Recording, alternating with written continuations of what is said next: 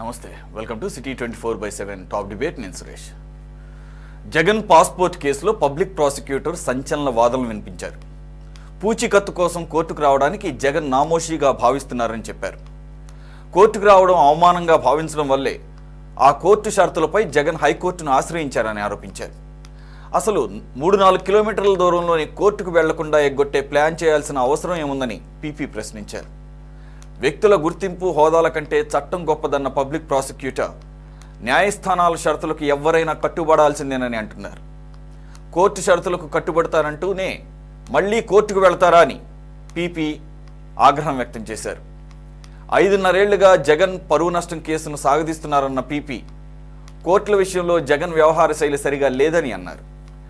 మరి పీపీ ఆరోపిస్తున్నట్లు జగన్ కోర్టుకు వెళ్లడాన్ని నామోషిగా భావిస్తున్నారా?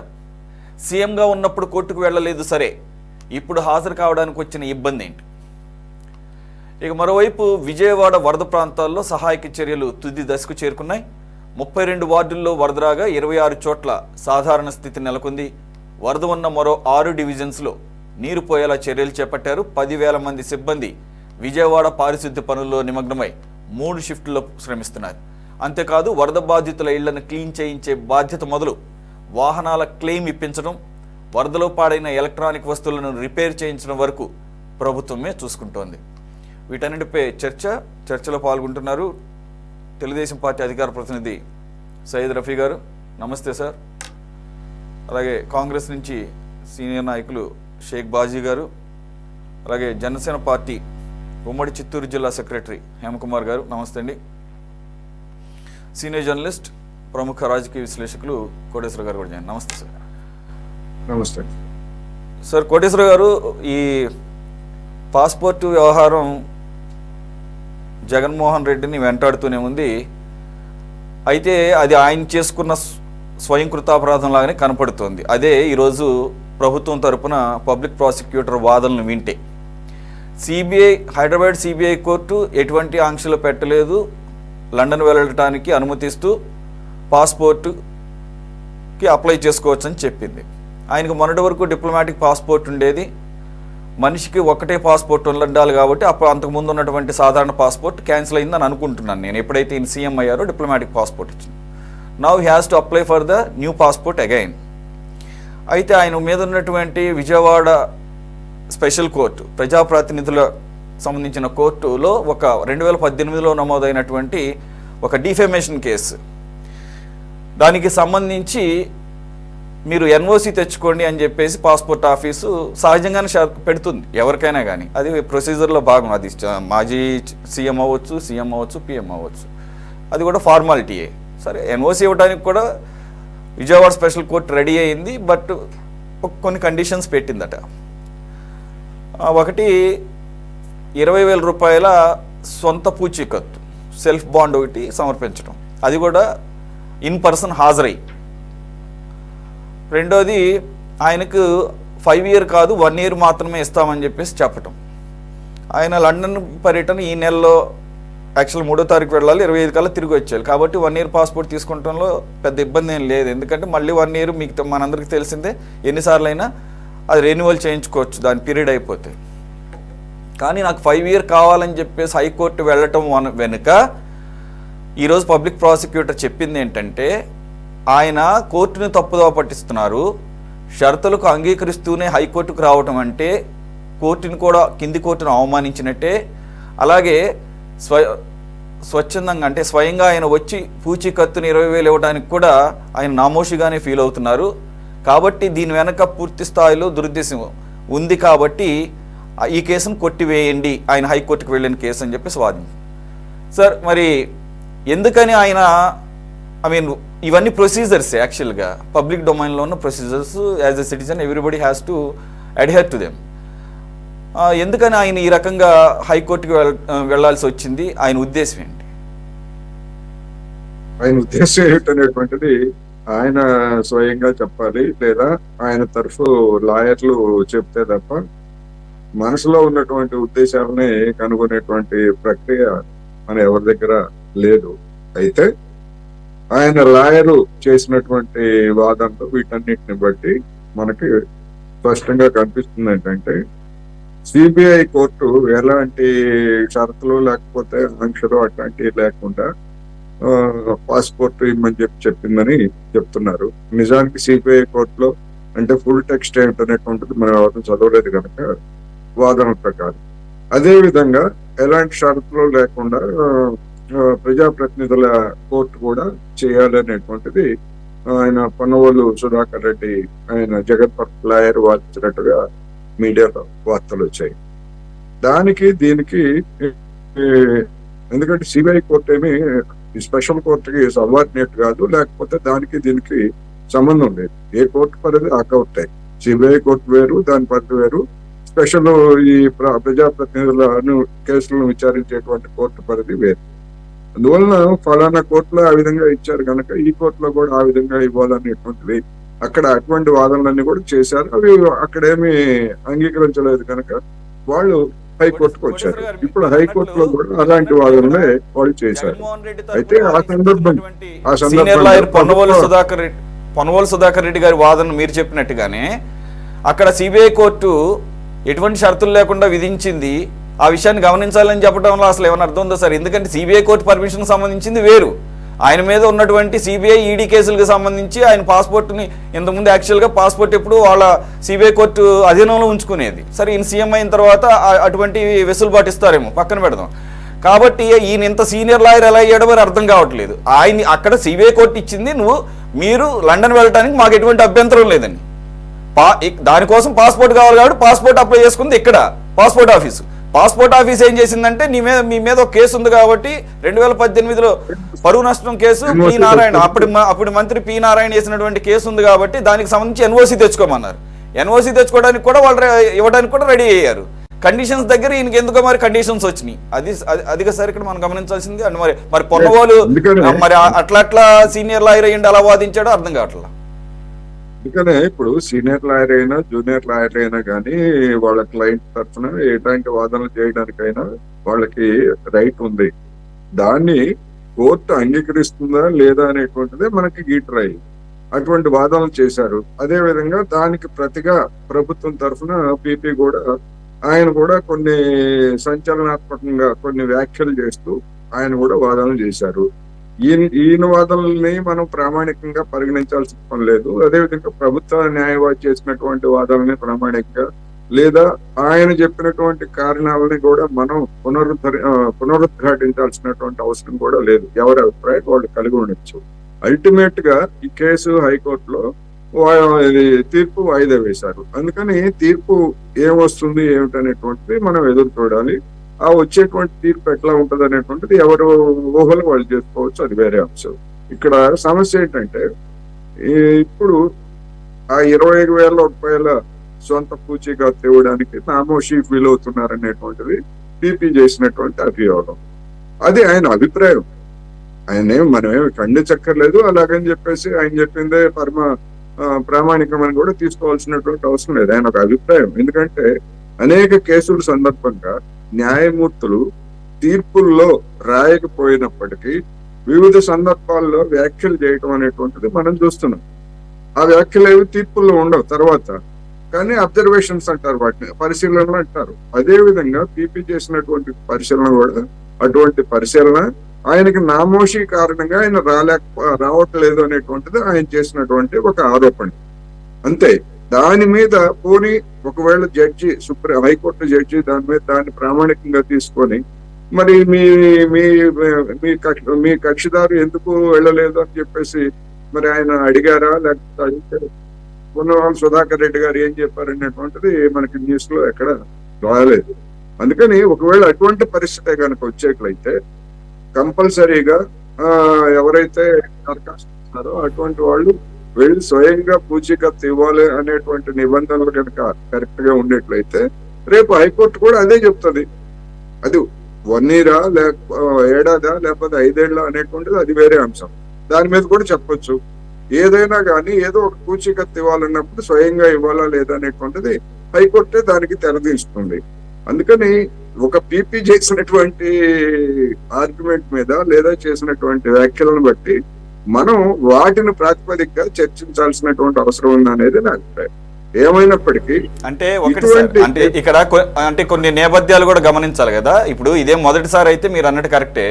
మనం చూసాం కోడికత్తి కేసు విషయంలో ఇదే విజయవాడ కోర్టు, ఆయన కూడా తాడేపల్లిలో ఉంటారు పక్కనే, 5 సంవత్సరాల పాటు ఒక అభాగ్యుడు, ఏ అభాగ్యుడు ఎవరికైనా కానీ నిందితుడికి unless until proven guilty he is entitled to the bail. That's what the law says, right? I mean, bail is a rule, jail is an exception అనేది సుప్రీంకోర్టు కూడా అనేక సందర్భాల్లో ప్రస్తావించింది మానవ హక్కులను దృష్టిలో పెట్టుకొని.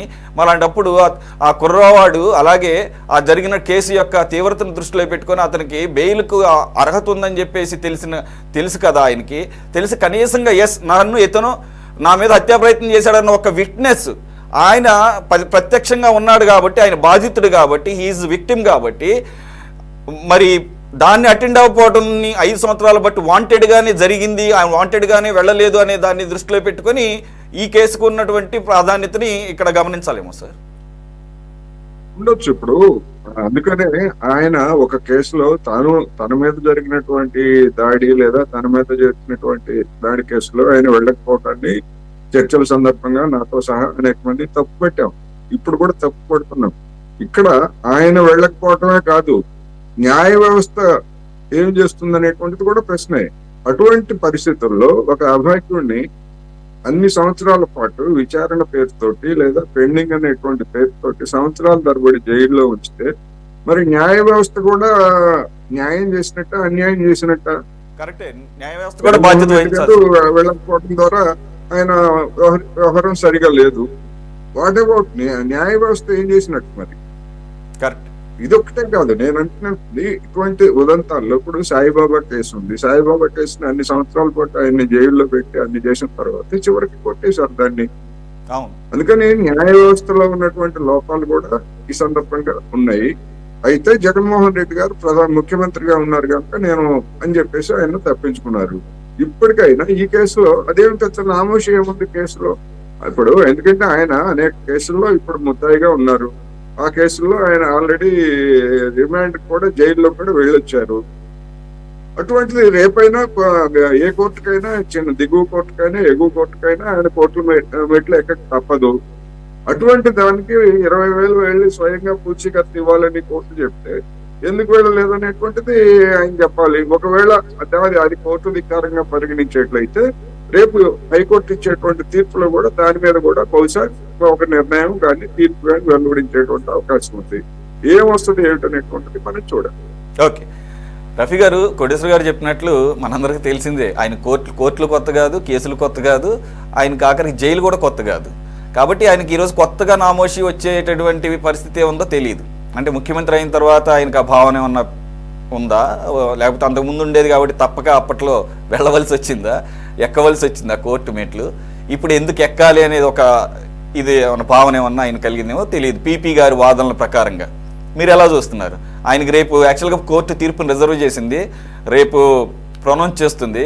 సరే, కోర్టుకి కేసు యొక్క తీవ్రతను బట్టి మోస్ట్ ప్రాబ్లీ కోటేశ్వర గారు అన్నట్లు ఇదేం పెద్ద సీరియస్ ఇష్యూ కాబట్టి ఆయనకి ఎలాగో ఇస్తారు.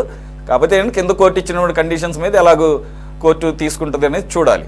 సెకండ్ పాయింట్ వచ్చేసరికి ఆయన రేపే బెంగళూరు నుంచి వస్తున్నారు జగన్మోహన్ రెడ్డి గారు.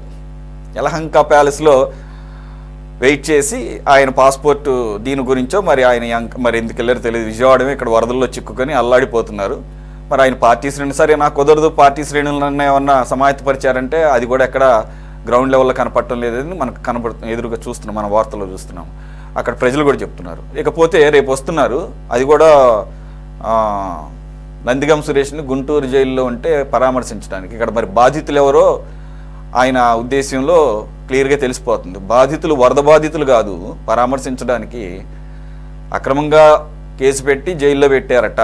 మీ పార్టీ ఆఫీసును ధ్వంసం చేయలేదంట ఆయన, మీరే అక్రమంగా కేసు పెట్టారంట. ఇప్పుడు ఆయన బాధితుడిగా ఉన్నాడు కాబట్టి ఆయన పరామర్శించడానికి వస్తున్నాను. నేను ఎందుకు కోర్టు చేస్తున్నానంటే రేపే కోర్టు ప్రొనౌన్సియేషన్ ఉంది. అఫ్కోర్స్ ఆయన వచ్చినా రాపోయినా దానికి సంబంధం లేదు. ఎలాగో పాస్పోర్ట్ వస్తే ఆయన దగ్గరకు ఆయన తీసుకోవచ్చు, వెళ్ళొచ్చు. సో పనిలో పనిగా అదే డేట్కి కోయిన్సైడ్ డేట్కి పెట్టుకున్నారు. ఎలా చూస్తారు మీరు ఓవరాల్గా? నమస్కారం సురేష్ గారు, మీకు అలాగే ప్యానెల్లో ఉన్నటువంటి కోటేశ్వర గారు, బాజీ గారు. ఆయన ఎవరండి? జనసేన ప్రతినిధి హేమకుమార్ గారు. జనసేన హేమకుమార్ గారు. జనసేన. వైసీపీ ఎవరు లేరా? వైసీపీ వాళ్ళు ఎవరు రావడం లేదు సార్. ఓకే, అందరికి నమస్కారం అండి. కొంచెం పీసీఆర్ చెప్పండి, వాయిస్ కొంచెం వీక్ గా ఉంది అందుకండి చెప్పండి. ఓకే సార్, కొంచెం అయితే పీసీఆర్ ప్లీజ్. ఇప్పుడు అయితే సురేష్ గారు యా ఇక్కడ 2 పాయింట్లు ఉన్నాయి. పొన్నవోలు సుధాకర్ రెడ్డి వాదనలో మాకు అసలు అక్కడ ఒక కేసు ఈ ప్రజాప్రతినిధుల కోర్టులో ఉందని సంగతి తెలియదని చెప్పి ఒక పేరాలో చెప్పాడు. ఎగ్జాక్ట్లీ. రెండో పేరాలో మేము స్టే తెచ్చుకున్నామని చెప్పాడు. అవును, ఒకడే లాయరు ఒకే కేసులో ఒకేసారి పరస్పర విరుద్ధమైనటువంటి విషయాలు చెప్పాడు. అంతేకాదు స్వయంగా జగన్మోహన్ రెడ్డి గారు 2019, 2024 ఎలక్షన్ కమిషన్ ఇచ్చిన అఫిడవిట్ లో ఆయన మీద 2018లో నమోదైన ఈ కేసు గురించి నంబర్తో సహా ప్రస్తావించారట.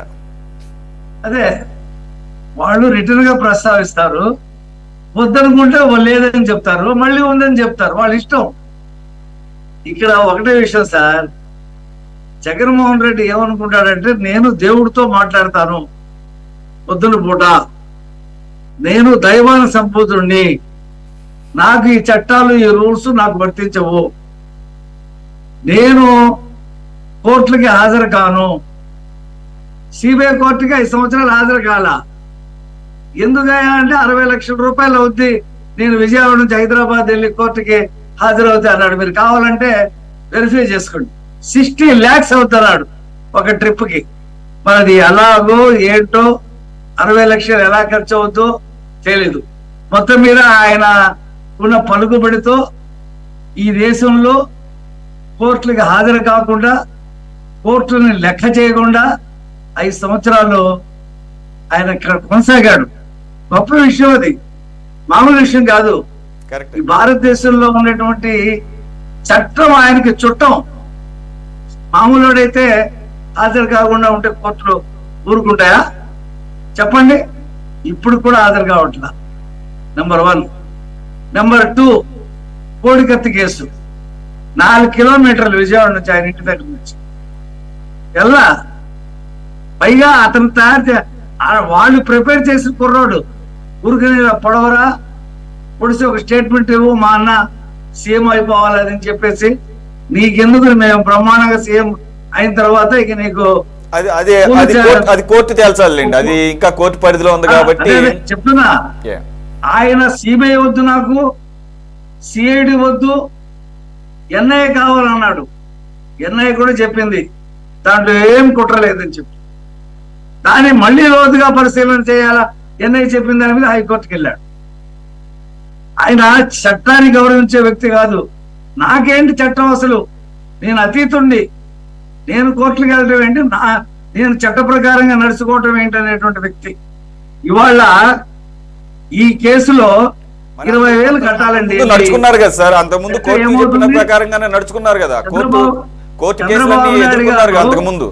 జగన్మోహన్ రెడ్డి గారు అంతకుముందు కోర్టు కేసులన్నీ ఎదుర్కొన్నారుగా. ఎదుర్కొని 14 రోజులు 14 నెలల పాటు రిమాండ్ ఖైదీగా కూడా ఉన్నారు. ముఖ్యమంత్రి అయిన తర్వాత ఆయన చట్టానికి, నాకు అసలు చట్టాలు గిట్టాలు వర్తించవనేటువంటి పద్ధతిలోకి వచ్చేసాడు ఆయన. చంద్రబాబు గారు 1,00,000 రూపాయలు పూచీకత్తు కట్టి బెయిల్ తీసుకున్నాడు. ఇది ఈయన పెట్టిన అక్రమ కేసులో. వాళ్ళ ఈ ప్రజాప్రతినిధుల కోర్టు ఒక తీర్పు చెప్పింది, 20,000 రూపాయలు కట్టి నువ్వు వెళ్ళు అని చెప్పేసి. నేను వెళ్ళను, నేను 20,000 కడతాను, కోర్టుకి వెళ్ళను, అసలు ఆ కోర్టు తీర్పే తప్పు అని చెప్పి హైకోర్టుకి వెళ్ళాడు. చూద్దాం. ఇప్పుడు హైకోర్టు జగన్మోహన్ రెడ్డికి అతీతమైనటువంటి శక్తులు ఉన్నాయి. ఆయనకి ప్రజాప్రతినిధుల కోర్టు ఇలాంటి తీర్పు ఇవ్వకూడదు, ఈ కండిషన్లు చెప్పకూడదు, అది మిగతా వాళ్ళకి వర్తిస్తుంది కానీ జగన్మోహన్ రెడ్డికి వర్తించదు. ఆయన 20,000 కట్టవలసిన పని లేదు, ఆయన హైకోర్టుకి వెళ్ళవలసిన పని లేదు. ఆయనకి 5 సంవత్సరాలు ఆయన అడిగితే ఆయనకి పాస్పోర్ట్ ఇచ్చేయవలసిందే అని చెప్పి హైకోర్టు చెప్తుందేమో చూద్దాం. ఎందుకంటే మరి 5 సంవత్సరాలు ఆయన ఏ కోర్టుకి వెళ్లకుండా భారతదేశంలో కంటిన్యూ అవుతున్నాడు కదా. నాకో మీకో సామాన్యుడికి ఎవరికి అర్థంగా సాధ్యమైన విషయం కాదు కదా. కాబట్టి ఇవాళ హైకోర్టు ఏం తీర్పు చెప్పుతో చూద్దాం. కింద ఈ కండిషన్స్ ఆయనకు వర్తించవు అని చెప్తే హ్యాట్సాప్ చేద్దాం జగన్మోహన్ రెడ్డికి.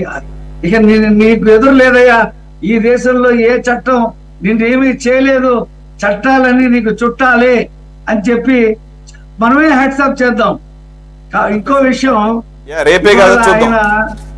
ఆయన హ్యాపీగా బెంగళూరు ఎలహంకా ప్యాలెస్ లో స్వేద తీరుస్తూ పథకాలు రచిస్తూ కుట్రలు పన్నుతూ మొత్తం మీద వస్తున్నాడు విజయవాడకి.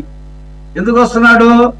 తెలుగుదేశం కేంద్ర కార్యాలయం మీద దాడిలో ప్రధాన సూత్రధారి ఎవరైతే ఉన్నాడో నందిగం సురేష్, ఆయన పలకరించడానికి వస్తున్నాడు. అంతకుముందు మనం చూసాంగా పిన్నెల రామకృష్ణారెడ్డి ఏమవుతుంది, ఆయన కోపం వచ్చింది, ఈవీఎం పగలు కొట్టాడు, తప్పేంటి అన్నాడు బయటకు వచ్చి. ఇప్పుడు రేపొద్దున అదే అంటాడు బయటకు వచ్చి. ఆయనకి బీపీ వచ్చింది, ఆయన తీసుకెళ్లి చంద్రబాబు తెలుగుదేశం పార్టీ ఆఫీసులు కొట్టాడు, తప్పేంటి అని అంటాడని అనుకుంటున్నా నేను. సో మొత్తానికి డాక్టర్స్ అవసరం లేదు, బీపీలు పెరిగితే టాబ్లెట్లు అవసరం లేదు, కాబట్టి బీపీలు పెరిగినా ఎదురు పార్టీ ఆఫీసుల్ని ధ్వంసం చేసినా అది అక్రమ కేసే. ఆయన దృష్టిలో అది అక్రమ కేసే కాబట్టి వస్తాడు. ఇవాళ విజయవాడలో వరదలు సహాయ కార్యక్రమాలు జరుగుతున్నాయి. మేయరు, వైసీపీ మేయరు, డిప్యూటీ మేయర్లు ఇద్దరు ఎక్కడున్నారండి? ఏదైనా ఒక వార్డులో తిరిగారా? ఎక్కడైనా ఒక సహాయ కార్యక్రమాల్లో పాల్గొన్నారా? ఈయన ₹1 కోటి ఇస్తానన్నాడు. ఇవాళ సినిమా యాక్టర్లు, కాంట్రాక్టర్లు, రకరకాల రంగాలకు చెందిన ఫార్మా కంపెనీ వాళ్ళు వచ్చి విరాళాలు ఇస్తా ఉన్నారు. ఈయన 5 లక్షల కోట్ల పైన సంపాదించాడు. ఒక్క రూపాయి ఆయన జీవితంలో జేబులో డబ్బులు తీసి ఒక పేద విద్యార్థికి నేను చదివిస్తాను, నేను ఆదుకుంటానని చెప్పి ఒక వితంతువుని గాని ఒక వృద్ధుల్ని గాని అసలు ఏదైనా ఒక ట్రస్ట్ పెట్టి ప్రజలకు సేవ చేసింది ఉందా అండి వీళ్ళ చరిత్రలో? ఇవాళ నాకు 40% ఉన్నాయంటాడు. ఈ 40% జనం ఈ మునిగిపోయిన దాంట్లో లేరా? ఈ ఆస్తులు పోగొట్టుకున్న వాళ్ళు లేరా? విజయవాడలో మునగ ప్రాంతాలు వైసీపీకి స్ట్రాంగ్ హోల్డ్. అవి మీకు తెలియదేముంది? మరి ఏమైంది? నా 40% ప్రజలు మునిగిపోతే నేను వెళ్ళి బెంగళూరులో కాళ్ళు తన్ని పడుకుంటానని చెప్తే సరిపోతుందా? ఆయన దేనికి వస్తాడు? నేరస్తుల్ని పరామర్శించడానికి, బాధాకరమైన విషయం, మాట్లాడుకోవడానికి కూడా బాధపడాల్సిన విషయం. మరి వైసీపీ శ్రేణులు ఏ విధంగా ములాఖాతులో మాట్లాడతాడు. తర్వాత చంద్రబాబు నాయుడు గారి ప్రభుత్వం ఈ సహాయ కార్యక్రమాలు చేయడంలో విఫలం అయిపోయింది కాబట్టి రాష్ట్రపతి పరిపాలన పెట్టాలా అని చెప్పి వెళ్తాడు. ఇక అంతకంటే ఆయన చేసేదేముంది? చేసేదేముంది? కాబట్టి జగన్మోహన్ రెడ్డి అనేటువంటి ఒక వ్యక్తి ఇన్ని 12 సంవత్సరాలు కేసులు పెట్టుకొని ఆ కేసులు కొలిక్కి రాకుండా అసలు ట్రయల్స్ జరగకుండా జరుగుతున్నాయంటే ఆశ్చర్యం. భారతదేశంలో ఎవరికి జరగలా. కాబట్టి ఈయన పూచికత్తు 20,000 రూపాయలు నేను కట్టను, నా PAL కడతాడంటే కోర్టు ఒప్పుకుంటుందేమో, హైకోర్టు. చూద్దాం. ఎందుకంటే భారతదేశంలో మిగతా వాళ్ళందరూ భారతదేశంలో జగన్మోహన్ రెడ్డి కాకుండా మిగతా వాళ్ళందరూ ఒక ఎత్తు, వాళ్ళకి చట్టం వర్తిస్తుంది, ఈయనకి చట్టం వర్తించదు. కాబట్టి ఆయన ఏమంటాడు? నాకు 11 సీట్లున్నా ప్రతిపక్ష నాయకుడు హోదా ఇవ్వాల్సిందే. నేను మాజీ ముఖ్యమంత్రినా నాకు ముఖ్యమంత్రికి ఉండేటువంటి 980 మంది సెక్యూరిటీ నాకు ఇవ్వాల్సిందే. నేను ప్రభుత్వ వస్తువులన్నీ నా ఇంట్లో పెట్టుకుంటా, కానీ కోటెల శివప్రసాద్ పెట్టుకున్నాడని 10 కేసులు పెడతా. నేను పెట్టుకుంటా, నేను వాటిని రిటర్న్ ఇవ్వను. ఇది ఆయన ధోరణి. చూస్తున్నాం కదా. రేపు హైకోర్టులో ఏం జరుగుద్దో చూద్దాం. అదే బాజీ గారు, మనం దీనికి సంబంధించి మాట్లాడుకుందాం. మిగిలిన అంశాలు కూడా చర్చిద్దాము. ఆయన రేపు వస్తున్నారు కాబట్టి యాక్చువల్గా ఉండాలి, కానీ వస్తున్నదే వార్తగా మాట్లాడుకోవాల్సి వచ్చిన పరిస్థితి ఉందన్నమాట. అంటే ప్రతిపక్ష నేత రాష్ట్రానికి వస్తున్నాడు అనేది వార్త ఇప్పుడు. ఇది ఇటువంటి క్లిష్టమైనటువంటి పరిస్థితుల్లో వరద ముంపు ప్రాంతాల్లో వేల మంది లక్షల మంది చిక్కుబడిపోయి ఉంటే ఆ విషయం కూడా మాట్లాడదాం. ఫస్ట్ ఈరోజు పబ్లిక్ ప్రాసిక్యూటర్ చేసినటువంటి వాదనలు సహేతుకంగా ఉన్నాయి లేదా, లేదంటే సీనియర్ లాయర్ జగన్మోహన్ రెడ్డి గారి లాయర్ పొన్నవోలు సుధాకర్ రెడ్డి అసలు ఆయన లాయర్ కన్నా కూడా ఆయన అనుంగు దాన్ని ఏమంటారు మిత్రుడు కూడా కాదేమో సాహిత్యం ఇంకా చాలా ఎక్కువ. ఎందుకంటే ఆయనే చెప్పారు చాలా అసలు జీవితాంతం రుణపడి ఉంటాను ఆయన పాదసేవ చేసుకుంటూ ఉంటాను అన్నాడు. ఒక పబ్లిక్ సర్వెంట్ అయ్యుండి అలా ఎలా మాట్లాడగలుగుతారు? ప్రజల సొమ్ముని శాలరీలుగా తీసుకుంటూ అమ్మో చూడాలి. సో ఓకే, కాసేపు పక్కన పెడదాం. ఆయన ఈరోజు మాట్లాడిన మాటలు, ఒక పక్కనేమో సిబిఐ కోర్టు అక్కడ ఇచ్చేసింది పర్మిషను, అది ఇచ్చిందేమో ఆయన మీద ఉన్న పాత కేసులకు సంబంధించి మాకేం అభ్యంతరం లేదు వెళ్ళమని దాన్ని ప్రస్తావిస్తున్నాడు ఆయన కోర్టులో, హైకోర్టులో. రెండోది తప్పుదోవ పట్టించిన ఇక్కడ పబ్లిక్ డొమైన్లో మీకు మాకు మీడియా ముందుకు వచ్చేసి ఢిల్లీ దాకా వెళ్ళి పెట్టారు కదా ఇంతకుముందు చంద్రబాబు నాయుడు గారిని అరెస్ట్ చేసినప్పుడు. అప్పుడు కూడా ప్రజల సొమ్ము దుర్వినియోగమే. ఢిల్లీకి వెళ్ళి తెలుగు ప్రెస్ మీట్లు పెట్టాల్సిన అవసరం ఏంటి? సరే ఓకే, ఏంటది అలాగూ ప్రజల్ని తప్పుదోవ పట్టించడం ఒక ఎత్తు అయితే, ఇప్పుడు ఏకంగా కోర్టులను తప్పుదోవ పట్టించడం. అసలు మా క్లయింట్ అంటే జగన్మోహన్ రెడ్డి గారికి 2018లో ఇటువంటి కేసు ఒకటి నమోదైన విషయం మాకు తెలీదు, మాకు ఎప్పుడు సమన్స్ రాలా అని ఓ పక్కన అంటూనే, అసలు ఆ కేసుని కొట్టేసింది హైకోర్టు, స్టే ఇచ్చిందని చెప్పేసి ఇంకో పక్కన వాదిస్తాడు. అసలు నీకు తెలియనప్పుడు నువ్వు స్టేకి ఎందుకు వెళ్ళావు? నీకు అసలు కేసు ఉందన్న సంగతి తెలియదు. అది పక్కన పెడదాం. 2019-2024లో జగన్మోహన్ రెడ్డి గారు ఈసీకి సమర్పించినటువంటి అఫిడవిట్లో స్వయంగా 2018లో పి నారాయణ గారు పెట్టినటువంటి అప్పుడు the then minister Ponguru Narayana garu పెట్టినటువంటి పరువు నష్టం కేసుకు సంబంధించి కేసు నంబర్తో సహా అఫిడవిట్లో నువ్వు మెన్షన్ చేసావు. నీకు తెలియకుండా నువ్వు ఎలా మెన్షన్ చేసావు? ఏంటి సార్ ఇవి? ఎట్లా చూడాలి ఇవి? ముందుగా మీకు ప్యానెల్లో ఉన్న మిత్రులందరికీ, అట్లాగే మన సిటీ న్యూస్ చూస్తున్న వీక్షకులందరికీ కూడా శుభ సాయంత్రం, నమస్కారం. ఈవేళ మనం జగన్మోహన్ రెడ్డి గారి మీద కేసుల విషయం కనుక ఒకసారి పరిశీలిస్తే కనుక, మరి జగన్మోహన్ రెడ్డి గారికి చట్టాలన్నా కోర్టులన్నా అట్లాగే కేసులన్నా కానీ చాలా చిన్న విషయాలు ఆయన దృష్టిలో అనుకుంటున్నాను నేను. చాలా చిన్న విషయాలు, వాటికి పెద్దగా ఆయన ప్రాధాన్యత ఇచ్చే రకమైన మైండ్ సెట్ కాదు. ఎలా అయినా కానీ కోర్టుల్ని కానీ ఎలా అయినా కానీ చట్టాలను కానీ మేనేజ్ చేసుకోవటం నాకు వెన్నత పెట్టిన విద్య అన్నట్టుగా ఆయన యొక్క విధానం కనపడతా ఉంది. ఇవాళ కనుక చూస్తే కనుక దేశంలోనే అత్యధిక క్రిమినల్ కేసులు ఉన్న ముఖ్యమంత్రుల్లో 3వ వ్యక్తి మన జగన్మోహన్ రెడ్డి గారు. క్రిమినల్ కేసుల విషయంలో చూస్తే 2వ వ్యక్తి. మరి మొదటి స్థానంలో కేసీఆర్ గారు, 2వ స్థానంలో స్టాలిన్ గారు ఉన్నారు. అట్లాగే 3వ స్థానంలో మన మాజీ ముఖ్యమంత్రి జగన్మోహన్ రెడ్డి గారు ఉన్నారు. మరి ఒకవేళ ఇవాళ మన పబ్లిక్ ప్రాసిక్యూటర్ గారు చేసిన వ్యాఖ్యలు కనుక చూస్తే నామోషి పడుతున్నాడా, చిన్నతనంగా ఫీల్ అవుతున్నాడా? 20,000 రూపాయలు పూచీకత్తు కట్టి ఆయన పాస్పోర్ట్ తీసుకోవడానికి, 1 సంవత్సరం కాల వ్యవధి ఉండే పాస్పోర్ట్ తీసుకోవడానికి నామోషిగా ఫీల్ అవుతున్నాడా అన్నట్లుగా పబ్లిక్ ప్రాసిక్యూటర్ గారు వ్యాఖ్యానించడం చూశాను. కాకపోతే నేను అనుకోవడం ఏంటంటే, ఇది నామోషిగా ఆయన ఫీల్ అవ్వట్లేదండి. నామోషిగా ఫీల్ అయ్యేంతటి అనుకుంటే కనుక ఈవేళ ఇన్ని కేసులు పెట్టుకుని ఆయన బెయిల్ మీద 5 సంవత్సరాల పరిపాలన సాగించి 12 ఏళ్ల నుంచి బెయిల్ మీద తిరుగుతూ ఉండటం నామోషి కదా? అది నామోషిగా ఉండదా? అట్లాగే ప్రతి శుక్రవారం కోర్టుల్లో వాయిదాలు తీసుకుంటూ కోర్టుకు అటెండ్ కాకుండా ఆయన మొత్తం ఈ కోర్టు యొక్క కాల పరిమితిలో కేవలం ఒకే ఒక్కసారి ఆయన అటెండ్ అయిన చరిత్ర ఉంది కోర్టులకి. అది నామోషి కాదా? అట్లా ప్రజల్లో ఇంత తీవ్రమైన కేసులు ఉన్నాయి ఈయన మీద అని చెప్పేసి ప్రజల్లో ఆ రకంగా ప్రచారం జరగటం నామోషి కాదా? కాబట్టి నామోషి కాదండి. నేను ఏమనుకుంటున్నానంటే, ఆయనకి 1 సంవత్సరం షరతులతో కూడిన పాస్పోర్టుని ప్రజాప్రతినిధుల కోర్టు మంజూరు చేసింది. అది 20,000 కట్టి నువ్వు తీసుకోయ్యా, వెళ్ళి రాపో అని చెప్పేసి. ఆయన లండన్ వెళ్ళటానికి పర్పస్ ఏమని చెప్తా ఉన్నారు? పిల్లల దగ్గరికి వెళ్ళి చూసుకొని రావడం, అది ఒక సెప్టెంబర్ 5 నుంచి కొద్ది నెలల పాటు చూసి రావాలని ఆయన చెప్పుకుంటున్నారు. కానీ 5 ఏళ్ళ పాస్పోర్ట్ ఎందుకు కావాల్సి వచ్చింది? దీని వెనక మతలబ్ ఏంటి కనుక కొద్దిగా లోతుగా కనుక చూస్తే, మరి ఈయన మీద ఉన్న ఆల్రెడీ ఉన్న బెయిల్ కేసు ఏదైతే ఉందో ఈ బెయిల్ ఎందుకు ఉంది, అసలు ఆయనకు మీద ఉన్న ఈ క్రిమినల్ కేసులు, సిబిఐ పెట్టిన కేసులు కానీ ఈడీ పెట్టిన కేసులు కానీ విచారణలోకి ఎందుకు రావట్లేదు, కారణం ఏంటి అని సుప్రీంకోర్టే ప్రశ్నించిన నేపథ్యంలో రాబోయే కొద్ది రోజుల్లోనే ఆ బెయిల్ కూడా రద్దయ్యే అవకాశం ఉంది.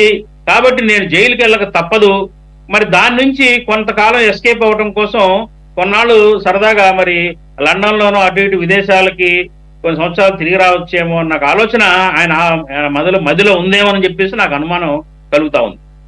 లేకపోతే ఏంటంటే పిల్లల దగ్గరికి వెళ్ళి రావడానికి 1 సంవత్సరం పాస్పోర్ట్ చాలు, 20,000 పూచి కట్టడం పెద్ద విషయం కాదు. ఆయన ఆ కోర్టు, ఆ కింది కోర్టు ప్రజాప్రతినిధుల కోర్టు అంటే అది ఒక ప్రత్యేక కోర్టు. ఆయన ఒక ప్రజాప్రతినిధుల కోర్టుకు హాజరవడానికి ఆయన చిన్నతనం అనిపిస్తే ఆయన కోర్టులకు కానీ చట్టాలను కానీ ఏం గౌరవిస్తున్నట్టు? ఆయన దృష్టిలో ఈ చట్టాలన్నా చట్టాలన్నా కానీ మన కోర్టులన్నా కానీ ఏ రకమైన విలువ ఇస్తున్నాడు ఆయన? ఇక ఇది చాలా మనం ఆలోచించాల్సిన అవసరం మనమే కాదు, సాధారణమైన ప్రజలు మనమే కాదు, జ్యుడిషియరీ వ్యవస్థ కూడా దీని మీద థింక్ చేయాల్సిన అవసరం ఉంది. తీవ్రంగా ఆలోచించాల్సిన అవసరం ఎంతైనా ఉందనేది నా అభిప్రాయం. ఆలోచించాల్సిన అవసరం ఉంది.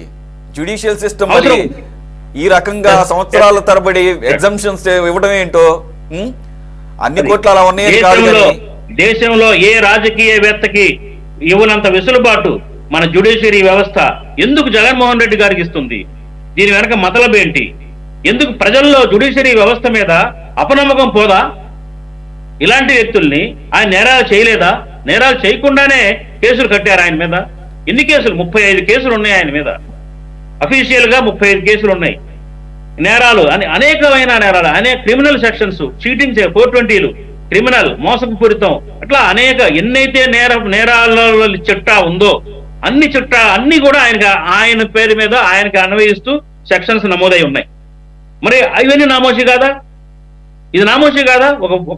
ఒక ముఖ్యమంత్రిగా పనిచేసే స్థాయి కలిగిన వ్యక్తి ఇన్ని కేసులు పెట్టుకొని కోర్టుల నుంచి తప్పించుకుంటూ విచారణను తప్పించుకుంటూ ఆయన గడపడం అనేది ఏ రకమైన సంకేతాలు ఇస్తుంది ప్రజలకి?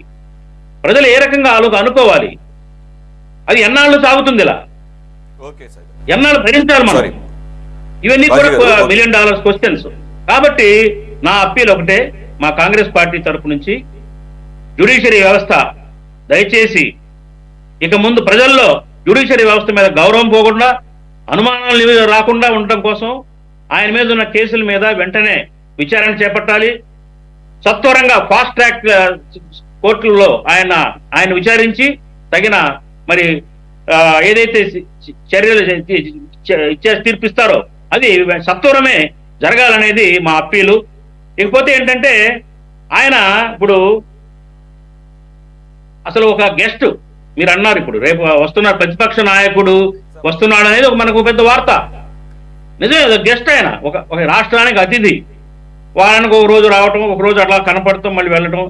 బహుశా నేను అనుకోవటం 5 ఏళ్ల పాటు, రాబోయే 5 సంవత్సరాల పాటు ఇలాగే కొనసాగుతుంది ఆయన కానీ జైలుకి వెళ్ళకుండా ఉంటే. ఆయన అయితే పెద్ద సీరియస్గా ఏమి మన పాలిటిక్స్ లో వచ్చే అవకాశం కూడా లేదు.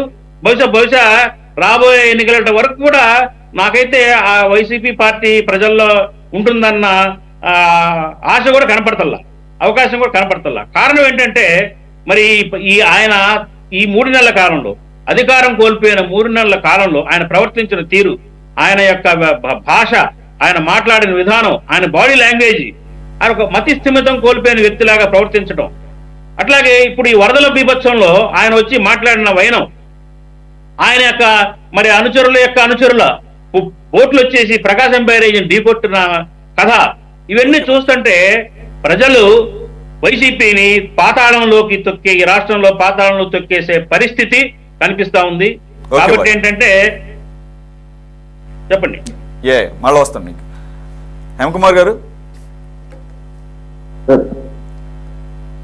సార్, మరి సరే, ఇంతకు ముందు వరకు బాజీ గారు అన్నట్లు ఆయనకి ఎందుకు అంత వెసులుబాటు అంటే, సరే ఇండైరెక్ట్గా పైనుంచి బీజేపీ సపోర్ట్ మొన్నటి వరకు ఉంది. కానీ ఇప్పుడు బీజేపీ అఫీషియల్గా మీతో పాటు కూటమిలో ఉంది, సెంట్రల్లో బీజేపీ ఉంది. మొన్నటి వరకు ఆయన అవసరం ఉందనుకున్నారు. ఈయన కూడా అస్సలు ఎక్కడా కూడా ఎటువంటి ఇఫ్స్ అండ్ బట్స్ లేకుండా ప్రతి విషయంలోనూ, ప్రతి బిల్లు విషయంలో పార్లమెంట్లో, లోక్సభ, రాజ్యసభ రెండిట్లోనూ మద్దతు ఇచ్చారు. సరే, ఇచ్చిపుచ్చుకున్నట్టున్నారు. సరే, కోర్టులు అంటే నేను ఇక్కడ కోర్టులని ఆపాదించట్లేదు, కానీ కోర్టులు ఏ విధంగా వ్యవహరిస్తున్నాయి అనేది అనుమానాస్పదంగా ఉంది. కొన్ని సంవత్సరాలుగా ప్రతిపక్ష నాయకుల విషయంలో ఒక రకంగాను, అధికార పక్షంలో ఉన్న వారితో ఇంకొక రకంగాను వ్యవహరిస్తున్నాం. సరే, దానికి దీనికి ఇప్పుడు లింక్ లేకపోయినా కానీ మరి ఇప్పుడు కూడా ఏమైనా పరిస్థితులు మారాయా లేదా అనేది అనుమానాస్పదమే. సరే, రాజు గారు అన్నట్టు ఇప్పటికైనా ఫాస్ట్ ట్రాక్ మనం ఎప్పటి నుంచో అనుకుంటున్నాం, కోర్టులే అన్నాయి, సుప్రీంకోర్టే అంది ఈ ప్రజాప్రతినిధుల కేసుల్ని త్వరితగతిన 1 year లోపల కోర్టులు ఫినిష్ చేయాలి. అది చెప్పి కూడా 2 సంవత్సరాలు అవుతుంది, ఇప్పటి వరకు అతిగతి లేదు. ఆ కేసులు పక్కన పెడితే ఈ చిన్నపాటి కేసులు అంటే పాస్పోర్ట్ విషయంలోనే ఇలాగ కోర్టుల మీద కోర్టులు, పై కోర్టులకు వెళ్ళి అప్పీల్ చేయటం ఎలా చూడాలి? ముందుగా సురేష్ గారు, మీకు సిటీ 24/7 వీక్షకులకి, యాజమాన్యానికి మరియు ప్యానెల్లో ఉన్న పెద్దలకి నమస్కారాలు. సార్, యాక్చువల్ గా ఏంటంటే చట్టం ఎవరింటి చుట్టం కాదు అనేది ప్రజల్లో ఉన్న నమ్మకం సార్. నిజంగానే బాజీ గారు చెప్పిన మాటకి నేను ఏకీభవిస్తాను. ఖచ్చితంగా ప్రజాప్రతినిధులకి ఏదైతే ఫాస్ట్ ట్రాక్ కోర్టులు పెడతా ఉన్నారో అది పెట్టి తొత్తరిగా చేయాలి. ఎందుకంటే ఒక సామాన్యుడు పాస్పోర్ట్ తీసుకోవాలనుకుంటే పోలీస్ ఎంక్వైరీ ఇంటికి వస్తుంది. నువ్వు పాస్పోర్ట్ ఆఫీస్ లో కూర్చొని ఎంతసేపు కూర్చొని నేను రెన్యువల్ చేసుకోవాలనుకున్నా కూడా పోలీసులు ఇంటికి వచ్చి వాళ్ళు వెరిఫై చేసుకొని పోతారు. మరి ప్రజాప్రతినిధులకు ఎంత ఈజీగా ఎందుకు చట్టం ఏమన్నా జగన్మోహన్ రెడ్డి వాళ్ళ ఇంటి చుట్టమా? ఆయనకి ఎందుకు అంత ప్రత్యేకత ఇస్తుంది? కోర్టుకు రమ్మంటే ఎవరైనా సరే, చట్టానికి ఎవరైనా ఒకటే, అతిథులు కాదు ఎవరైనా ఎంత పెద్ద ముఖ్యమంత్రి కూడా సరే, ముఖ్యమంత్రి హోదాలో ఉన్నా కూడా కోర్టుకు వచ్చి హాజరవ్వాల్సిన పరిస్థితి ఉంది. చట్టానికి ప్రజాప్రతినిధులు, సామాన్య ప్రజలు ఎంత విలువలు గౌరవాన్ని ఇస్తారో ప్రజాప్రతినిధులు కూడా ఖచ్చితంగా నా విలువలు పాటించాల్సిందే. ముఖ్యమంత్రి హోదాలోనే ఉన్నాను నేను, హైదరాబాద్కి వెళ్ళి నా కేసు మీద అసలు నేను ఒకటి అడుగుతాను సార్, నాకు సూటి ప్రశ్న ఒకటి అడుగుతాను. అసలు సామాన్యుడు ఒక వార్డు మెంబర్ గా నిలబడాలంటే క్లీన్ చిట్ తీసుకొని వచ్చి వార్డు మెంబర్ గా నామినేషన్ చేయాల్సిన పరిస్థితి ఈ దీంట్లో ఉంది కదా. ఆ ముఖ్యమంత్రికి మాత్రం ఎందుకు కేసులు ఉంటే ప్రజాప్రతినిధులు ఎవరైనా సరే they are not fit for contest in the any body election, local body election ఏదైనా సరే దాని చట్టం ఖచ్చితంగా ఇమ్మీడియట్ గా తీసుకురావాలి సార్. ఎందుకంటే ప్రజలకి న్యాయస్థానాల మీద, కోర్టుల మీద ఉన్న నమ్మకం పోతుంది. అరే వాళ్ళకైతే మాత్రం ఇలాంటి అవకాశాలు హేమకుమార్ గారు అధికారాన్ని అడ్డం పెట్టుకొని, వ్యవస్థలను అడ్డం పెట్టుకొని ఒక్కొక్కసారి అక్రమ కేసులు కూడా పెడుతున్నటువంటి ఈ పరిస్థితుల్లో unless until proven guilty, convict అయితే తప్ప మీరు అంటున్నటువంటి డిమాండ్ సహేతుకం కాదు. ఎందుకని ఆల్రెడీ దానికి ఉంది. 2 years కన్విక్ట్ అయినప్పుడు వాళ్ళు పోటీ చేయడానికి అనర్హులు. అది అక్కడ అప్లై ఉంది, ఆల్రెడీ అది అమల్లోనే ఉంది. దాన్ని అడ్డం పెట్టుకునే రాహుల్ గాంధీని ఆపుదామని చూశారు మీ కూటమిలో ఉన్నటువంటి బీజేపీ ప్రభుత్వం. ఆయన ఫైట్ బ్యాక్ చేశాడు, తెచ్చుకున్నాడు. నేనేమంటున్నానంటే మీరేమంటున్నారు, అసలు కేసులు ఉంటేనే పోటీ చేయకూడదు అనేది కరెక్ట్ కాదు. అసలు కేసులుంటేనే పోటీ చేయకూడదు అంటాం కరెక్ట్ కాదు. ఎందుకంటే అదే కనుక ఓకే చేస్తే నిమిషంలో ప్రతిపక్ష నాయకులందరి మీద కేసులు పెట్టేసి పోటీ చేయకుండా చేస్తారు. అటువంటి వ్యవస్థలో బతుకుతున్నాం. మీరు ఇప్పుడు ఇందాక చెప్పినట్టు ఫాస్ట్ ట్రాక్ కోర్టులు పెట్టాలా, ఏదైతే ప్రజాప్రతినిధుల మీద కేసులు ఏదైతే ఉందో తొందరగా కంప్లీట్ చేయాలా. 5 ఏళ్ళు ఇప్పుడు 16 ఇప్పుడు ఈ బొమ్మనే ప్రజాసేవ చేసుకుంటా ఉంటే జగన్మోహన్ రెడ్డి గారిని 16 ఏళ్ళు పోయి జైల్లో వేస్తారా ఎవరన్నా? అది ఎవరైనా ఒప్పుకుంటారా? ఇప్పుడు నేను కూడా కామన్ మ్యాన్ గా ఉన్నప్పుడు ఎత్తుకుపోయి జైల్లో వేస్తే ఏం రీజన్ అనేది ఉంటుంది కదా. ఆయన తప్పు చేస్తే 1,00,000 కోట్లు ఆయన దోచాడు, ప్రజాధనాన్ని దుర్వినియోగం చేశాడని సరే అభియోగం వస్తేనే కదా దాన్ని అతను తీసుకుపోయి జైల్లో వేశారు. అటాచ్మెంట్ దాదాపు 40 లక్షల కోట్లకి అటాచ్మెంట్ ఇచ్చారు కదా. అది వాస్తవం అయితేనే కదా చేస్తారు. అలాంటప్పుడు ఆయనకి మాత్రం ఎందుకు వెసులుబాటు ఇస్తారు అంటే సార్ నా యొక్క అభియోగం. చట్టాలు కూడా అందరికీ ఒకేలాగా ప్రవర్తించాలి. ఒకేలా ముఖ్యమంత్రి ఆయన హైదరాబాద్ కోర్టు, ఈడీ కోర్టుకు పోవాలంటే 60 లక్షలు ఖర్చు అవుతుందని సరే ఆ ఎగ్జంప్షన్ పెట్టుకొని 5 ఏళ్ళు తీసుకున్నారు. 5 ఏళ్ళు ఆయనకి ఎగ్జంప్షన్ ఇచ్చారు. మళ్ళీ ఇప్పుడు ప్రతిపక్షంలో ఉన్నారు కదా, ఖచ్చితంగా వచ్చి కోర్టుకు సమాధానం చెప్పాలి కదా. ఆయన సొంత పాస్పోర్ట్ తీసుకోవడానికి కూడా ఆ కేసు ఉంది సరే. మొన్న ఈ మధ్య కూడా అతను పొన్నవోలు సుధాకర్ రెడ్డి పాపం చాలా తీవ్రమైన ఏడ్చి గగ్గోలు పెట్టాడు. పార్టీ ఓడిపోగానే గగ్గోలు పెట్టాడు, ఓని ఏడ్చి. అది ఎక్కడ? అమెరికాలో. జగన్మోహన్ రెడ్డి గారు అంతటి వ్యక్తి కాదు, ఎంత సున్నితమైన వ్యక్తి అనేసి అది ఎందుకు రానేదని అనుకుంటే అతని పేరు మీద ఇక్కడ కొన్ని ల్యాండ్స్ అన్ని లీజుకి ఇచ్చారు అతనికి చిత్తూరు జిల్లా పరిసర ప్రాంతాల్లో. అప్పుడు నాకు డౌట్ వచ్చింది, ఓహో పొన్నవోలు సుధాకర్ రెడ్డి ఏడవడానికి కారణం జగన్ పోయినందుకు కాదు, అతనికి వచ్చిన ఏదైతే లీజ్ ఏదైతే ఇచ్చారో ఆ లీజ్ పోతుంది అనేసి ఏడుస్తున్నాడు అంటే మన తర్వాత అర్థమైంది. కాకపోతే ఇదైతే మాత్రం నేను ఒకటైతే సహించే పరిస్థితి, ఇది కరెక్ట్ కాదు కదా. ఖచ్చితంగా కోర్టుకు హాజరయ్యి ఆయన ఏ కేసు అయితే ఉందో దాన్ని 20,000 రూపాయలు కట్టి నీకు కావాలనుకున్నప్పుడు, ఇంత సమస్యలు జరుగుతోంది రాష్ట్రంలో, నువ్వు ఎక్కడున్నావు కూర్చునేసి? ఎలాగా ప్యాలెస్ లో పోయి కూర్చున్నావు? ఏమన్నా ప్రజల మీద ఎక్కడైనా సరే సార్, ఇక్కడ జరిగిన ఈ రోజు విజయవాడలో జరిగిన ఈ ఏదైతే విపత్తులో ఎక్కడైనా వైసీపీ నాయకుడు ఒక్కరు కనపరిచిన దాఖలాలు అయితే లేవు. ఆయనకి ఉన్న దాదాపు జగన్మోహన్ రెడ్డి గారికి ఉన్న కొన్ని లక్షల కోట్లు ఉంటే 1 కోటి రూపాయలు ఆయన విరాళం ప్రకటించాడు. అదే చూడండి పవన్ కళ్యాణ్ గారు ఆయనకి పెట్టడానికి అసలు ఎంత ఇదిగా ఉంటుందంటే, 1 కోటి రూపాయలు 2 రాష్ట్రాలకి కోటి ఇచ్చాడు. అదే విధంగా పంచాయతీ, ప్రతి పంచాయతీకి దాదాపు 400 పంచాయతీలకి 1,00,000 రూపాయలు చొప్పున ఎవరైనా ఇవ్వగలరు. మనసు వస్తుంది సార్ ఇవ్వాలంటే. హేమకుమార్ గారు సొంత డబ్బు ఎవరైనా ఇవ్వాలంటే దాదాపు ఇందాక రవి గారు చెప్పినట్టు 5 లక్షల కోట్లు. హేమకుమార్ గారు ఒక నిమిషం, కాదు మీ నాయకుడు ఇచ్చాడు కదా, కాదు మీ నాయకుడు ఇచ్చాడు కదా అని చెప్పేసి అప్రిషియేట్ చేస్తున్నాము. రోల్ మోడల్ గా నిలబడినందుకు అప్రిషియేట్ చేస్తుంది. మీ నాయకుడు ఇచ్చాడు కదా అని చెప్పేసి అందరూ ఆ స్థాయిలో ఇవ్వాలి, లేకపోతే అలా ఆలోచించాలనుకుంటూ అత్యాశ అవుతుంది. ఎందుకంటే ముందు మీరు ఆయన అనౌన్స్ చేసిన 1 కోటి రూపాయలు సరిగ్గా వచ్చింది లేదా చెప్పండి, అది అడగండి, బాగుంటది. ఎందుకంటే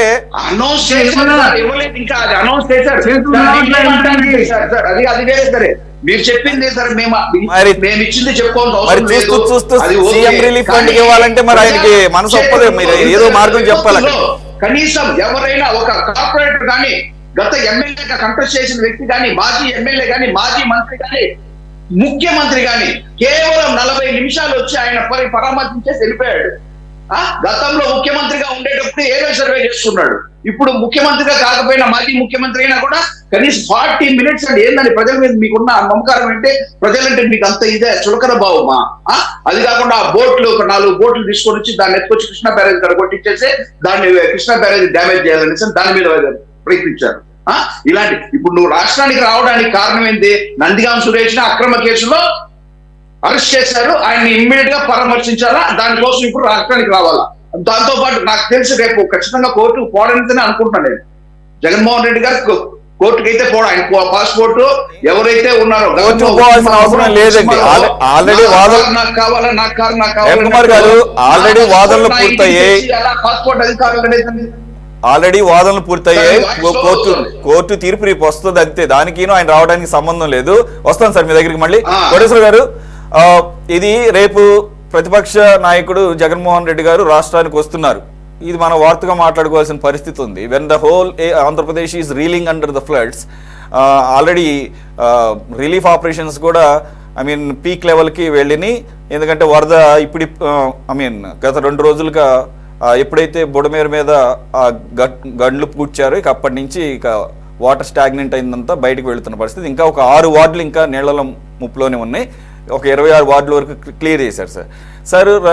ఈయన రేపు వస్తున్నది జగన్మోహన్ రెడ్డి గారు పరామర్శించడానికే, కానీ పరామర్శించేది వరద బాధితులను కాదండి సార్, నందిగం సురేష్ ఏదైతే తెలుగుదేశం పార్టీ మీద అటాక్ చేసినటువంటి. సార్ ఎలా చూడాలి సార్? ఇది చాలా బాధాకరంగా కూడా అనిపిస్తుంది ఇలా మాట్లాడుకోవడానికి.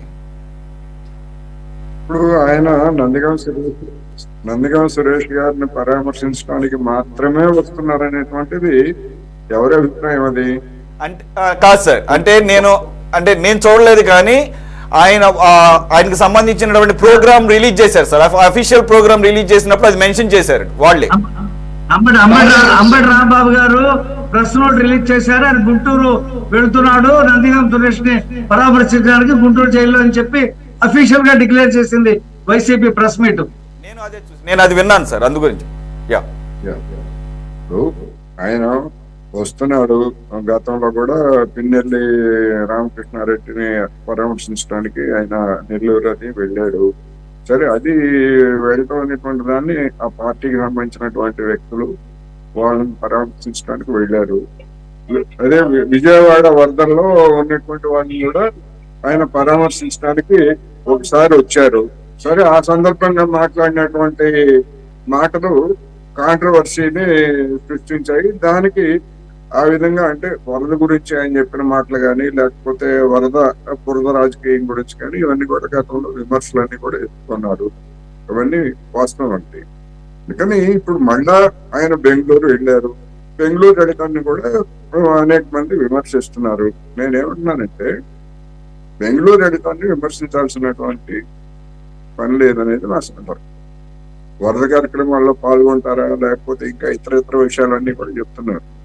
అలా కనుక అయ్యేట్లయితే పవన్ కళ్యాణ్ గారి మీద, చంద్రబాబు నాయుడు గారి మీద వాళ్ళు ప్రతిపక్షంలో ఉన్నప్పుడు వచ్చినటువంటి విమర్శలు ఏమిటి? హైదరాబాద్ లో ఉంటారు తప్ప అప్పుడప్పుడు వచ్చిపోతారనే కదా విమర్శించింది.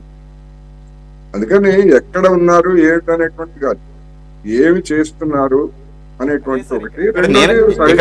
ఇక్కడ డిస్కషన్ కూడా అదే సార్. నేనేమంటున్నా అంటే మిగతా టైంలో ఎక్కడెక్కడున్నా వేరు కదా. ఇప్పుడు వరద అనేది ఈ స్థాయిలో ఉన్నప్పుడు మీకు రెండో అతిపెద్ద పార్టీ మీదే 39% సీట్లు వచ్చినాయి. ఇది సారీ ఓటింగ్ పర్సంటేజ్ ఉంది. నేను అది కూడా కంపేర్ చేస్తాను సార్. మీరు ఏదైతే అప్పట్లో చంద్రబాబు నాయుడిని, పవన్ కళ్యాణ్ని వీకెండ్ పాలిటిక్స్ అని చెప్పేసి అన్నారు, మరి ఇప్పుడు అసలు నువ్వు హైదరాబాద్ 2 తెలుగు స్టేట్స్ లోనే కాదుగా, వేరే ఎక్కడో కర్ణాటక వేరే స్టేట్ లో ఎక్కడో బెంగళూరులో నేనేమన్నా సమయం సందర్భం ఉంటుంది కదా సార్. ఇది how can he defend himself as an opposition leader when he is asking and demanding for the official status as an opposition leader గా స్టేటస్ అడుగుతున్నప్పుడు దానికి తగ్గట్టుగా ఉండాలి కదా సార్. అందుకనే కదా విమర్శలు ఫాలో అవుతుంది. అందుకనే ఆయన విమర్శిస్తున్నారు. నేను కూడా విమర్శించాను గతంలో కూడా. అందుకని అటువంటి విషయాల్లో స్పేర్ చేయాల్సినటువంటి అవసరం లేదు.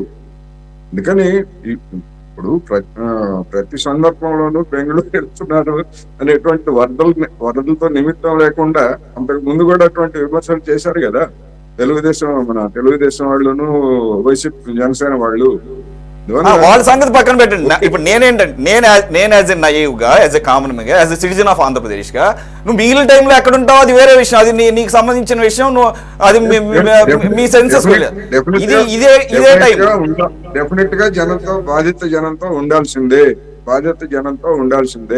ఎట్ ది సేమ్ టైము నా అబ్జర్వేషన్ ఏంటంటే, ఇంత విపత్తు జరిగి ఇంత జరుగుతూ ఉంటే చంద్రబాబు నాయుడు గారు అఖిలపక్ష సమావేశం వేసి జరుగుతున్నటువంటి కార్యక్రమాలు వివరించడం, లేదా తాత్కాలికమైనటువంటి చర్యల గురించి వాళ్ళ గ్రీవెన్సెస్ ఏమిటి, లేదా వాళ్ళ అభిప్రాయాలు ఏమిటి, భవిష్యత్తులో తీసుకోవాల్సినటువంటి చర్యల గురించి కూడా మరి ప్రతిపక్ష నాయకులతోటి, ప్రతిపక్ష పార్టీలతోటి అఖిలపక్ష సమావేశం జరపాలి కదా. మరి ఆయన అఖిలపక్ష సమావేశాలు కానీ అటువంటి ఏమీ జరపరు. ఈయన వచ్చి అఫీషియల్ గా పాల్గొనేటువంటి కార్యక్రమాలు కూడా లేవు. 1 రోజు 2 రోజులు వచ్చారు. అందుకని ఈ సిచ్యువేషన్ కూడా మనం పరిగణలోకి తీసుకోవాలి. అట్ ది సేమ్ టైము అందరూ చెప్తున్నట్టుగా వైసీపీ కార్యకర్తల్ని మొత్తంగా వాళ్ళకున్నటువంటి ఓటింగ్ శాతం అనండి, లేకపోతే ప్రజాప్రతినిధులు అనండి, స్థానిక సంస్థల్లో వాళ్ళందరినీ కదిలించి చేయడానికి కూడా ఆయన వైపు నుంచి ప్రయత్నం లేదు. అదే దానికి డెఫినెట్ గా అదే మెయిన్ పాయింట్. ఆయన పర్సనల్ గా లేకపోయినా కూడా మొత్తం శ్రేణులందరినీ కూడా సమాయత్తపరచాల్సిన సమయం కదా సార్. ఆ రకమైనటువంటి పరిస్థితి కూడా ఎక్కడ చూడలేదు. ఆయనే కాదు, కింది స్థాయి నాయకుల్లో కూడా అదే చూసాం మనం. నేను అదే చెప్తున్నా, పై నాయకుడికి అటువంటి వైఖరి లేనప్పుడు కింది నాయకులకి సహజంగానే అది పర్క్యులేట్ అవ్వదు. అందుకని ఆయన వైపు నుంచి జరిగినటువంటి లేదా జరుగుతున్నటువంటి పొరపాటు డెఫినెట్ గా తన యంత్రాంగాన్ని రంగంలోకి దించాలి. ఏ మేరకు సాయం చేస్తారంటే ఎంత మేరకు సాయం చేయగలరంటే అంత మేరకు సాయం చేస్తారు. ఒకళ్ళు వరద నుంచి అందించినా కూడా సాయం కిందనే లెక్క వస్తుంది. అందుకని దాని గురించి విమర్శలు చేయొచ్చు, ఇంకోటి చేయొచ్చు. ఇప్పుడు మనం మాట్లాడుకునేటువంటి సందర్భం ఇది పాస్పోర్టు కేసు, పూచీకత్తు, ఈ సందర్భంగా అని. ఇప్పుడు ఒకవేళ అదే కనుక అయ్యేట్లయితే మన జగన్మోహన్ రెడ్డి గారు తన బాధ్యతలను మనం విమర్శించలేదు అని నేను కూడా విమర్శిస్తాను. కానీ నేను ఆ విమర్శ ఇన్ని లక్షల మంది, విజయవాడ అంటే రాజధాని నగరం, ఆంధ్రప్రదేశ్ రాజధాని నగరంలో కొన్ని లక్షల మంది ఈ విధమైనటువంటి 10 రోజులుగా ఈతి బాధలకుంటే ప్రధానమంత్రి గారు ఏం చేస్తున్నారు? ఒక్కసారి విమానంలో తిరిగి వెళ్ళడానికి ఆయనకు తీరికలేదా? గతంలో బీహార్ లోను లేకపోతే ఇతరత్ర సందర్భాల్లో వరదలు వచ్చినప్పుడు మరి విమానంలో తిరిగి అన్ని పరిశీలించినట్టు వార్తలు మనకు తెలుసు. ఎందుకని ఒకసారి తిరిగి వెళ్ళకూడదు? అప్పుడు అక్కడ ఎలక్షన్స్ ఉండుంటాయి సార్. అప్పుడు అక్కడ బీహార్ లో ఎలక్షన్స్ ఉండుంటాయి, సార్ దగ్గరలో. ఇక్కడ కూడా ఏపీలో దగ్గరలో ఎలక్షన్స్ ఉండే కనుక ఆయన వచ్చాడు. శివరాజ్ సింగ్ చౌహాన్ పంపించకుండా ఆయన వచ్చి ఉండేడేమో. నేను అనేది శివరాజ్ చౌహాన్ కాదు. అప్పుడు కూడా బీహార్కి వెళ్ళడానికి లేదా ఇంకో చోటుకి వెళ్ళడానికి కూడా కేంద్ర మంత్రులు ఉన్నారుగా, వాళ్ళని పంపించొచ్చుగా. మరి ఈయన ఎందుకు వెళ్ళారు? అదే సార్ నేననేది అదే.